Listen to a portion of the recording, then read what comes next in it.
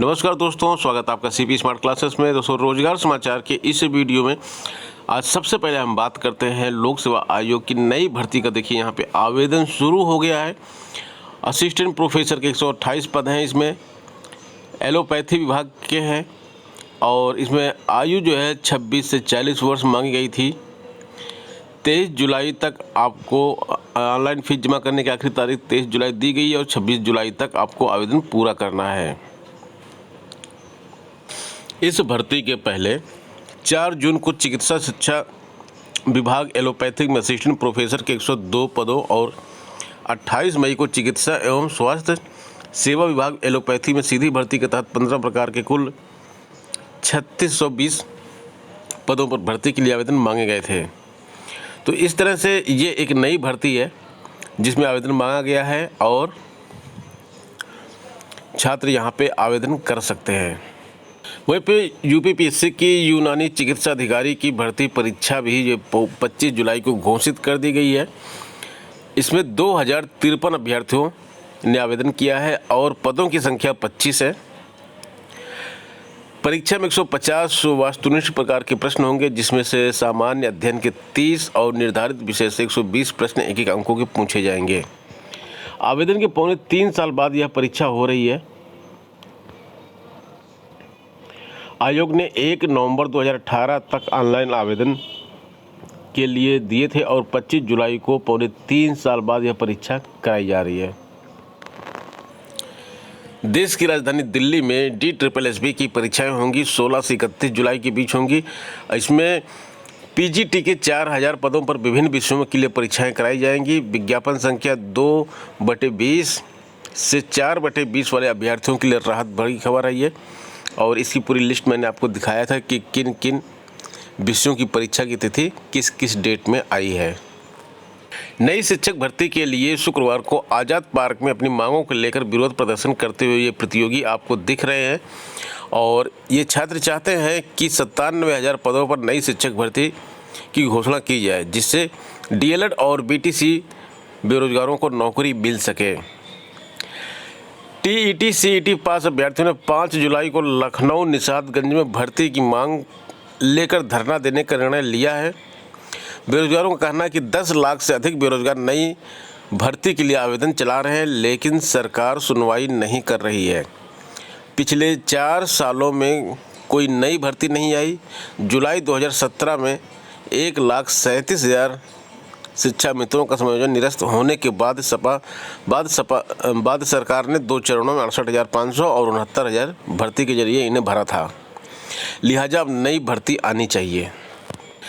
ITI में 1 जुलाई से आवेदन शुरू हो जाएंगे। उत्तर प्रदेश की ITI के छात्रों के लिए केंद्र सरकार की मिनिस्ट्री ऑफ स्किल डेवलपमेंट एवं एंटरप्रेन्योरशिप की ओर से प्रस्तावित कार्यक्रम जारी कर दिया गया है। प्रदेश के सरकारी और निजी ITI संस्थानों में दाखिले के लिए पंजीकरण की प्रक्रिया 1 जुलाई से शुरू हो जाएगी। दाखिले 14 अगस्त तक लिए जाएंगे। मंत्रालय की ओर से नए सत्र में कक्षाएं शुरू करने की तिथि से लेकर क्लास के पैटर्न के संबंध में भी सुझाव भेजे जाएंगे। असिस्टेंट प्रोफेसर की भर्ती के विज्ञापन संख्या 50 के तहत 2002 पदों की भर्ती जो हो रही है, उसमें जो PhD के डिग्री धारक हैं उन्होंने अधिभार मांगा है। अभ्यर्थी doctor Dhirendra Pratap Singh, doctor Rajendra Kumar, doctor Jitendra Shukla आदि ने आयोग के अध्यक्ष को पत्र लिखकर कहा है कि 1 जुलाई 2021 से विश्वविद्यालयों में असिस्टेंट प्रोफेसर के पद पर नियुक्ति के लिए PhD अनिवार्य कर दी गई है। इसी नियम और प्रस्ताव के मद्देनज़र कई राज्य केंद्रीय विश्वविद्यालय असिस्टेंट प्रोफेसर की चयन प्रक्रिया में PhD धारकों को अधिभार दे रहे हैं। DLED प्रशिक्षकों ने मुख्यमंत्री को पत्र भेजा है। प्रदेश के प्राथमिक विद्यालयों में बड़ी संख्या में शिक्षकों के पद खाली होने के बाद भी बेसिक शिक्षा विभाग की ओर से पदों की घोषणा नहीं किए जाने से DLED प्रशिक्षित अभ्यर्थी परेशान हैं। बड़ी संख्या में DLED प्रशिक्षित निदेशक बेसिक शिक्षा के कार्यालय पर धरना प्रदर्शन कर रहे हैं।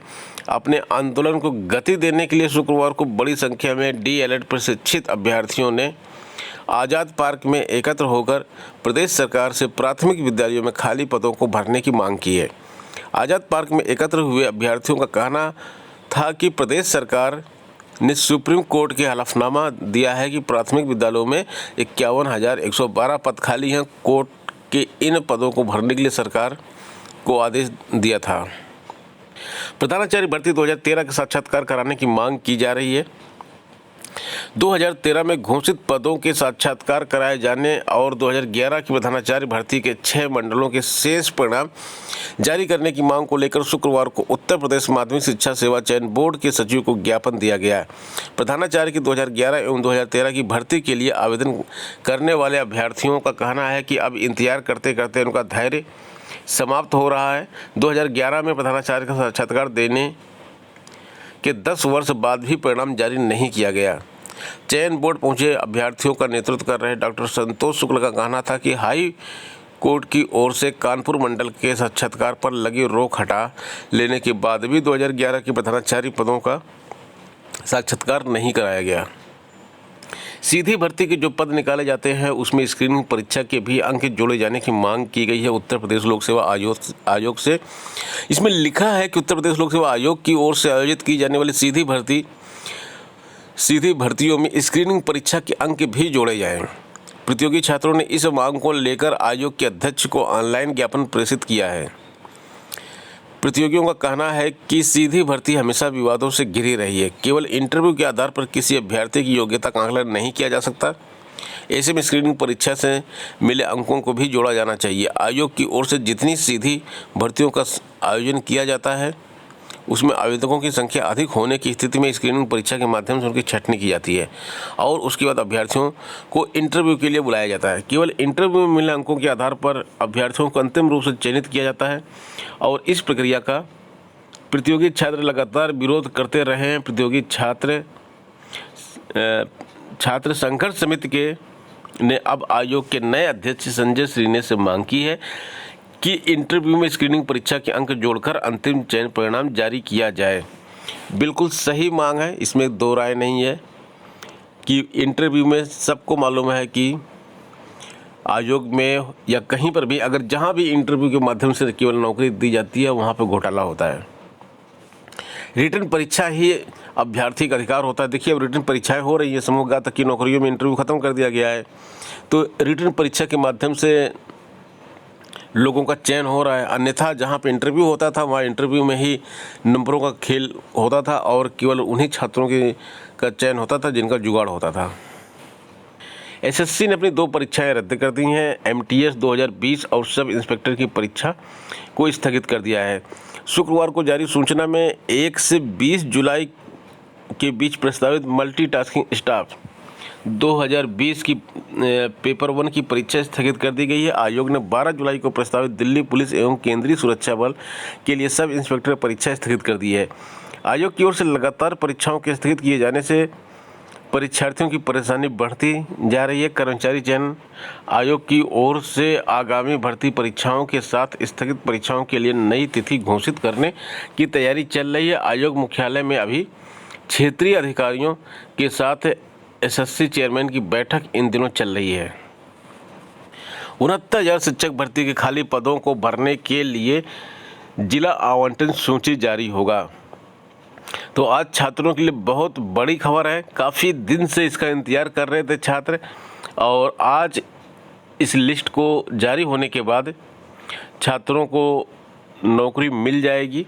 लिस्ट में जारी हो गई मतलब नौकरी मिल गई, क्योंकि 69,000 शिक्षक भर्ती की 3rd काउंसलिंग हो रही है और समाचार पत्रों में जो भी न्यूज़ आ रही है उसमें पदों की संख्या कहीं पर भी क्लियर नहीं है। 6,000 पदों की बात की जाती है, कभी 5,000 पदों की बात की जाती है और 1133 एससी के पद अलग से हैं। तो हमने जो कट ऑफ बताया है आप लोगों को ये इस पे बताया है 6,000 प्लस 1133 पे बताया है। अगर पदों की संख्या 5,000 ही होती है तो थोड़ा सा कट ऑफ नीचे आ जाएगा। अदरवाइज जो कट ऑफ हमने बताया है उसी कट ऑफ में आपका चयन होगा।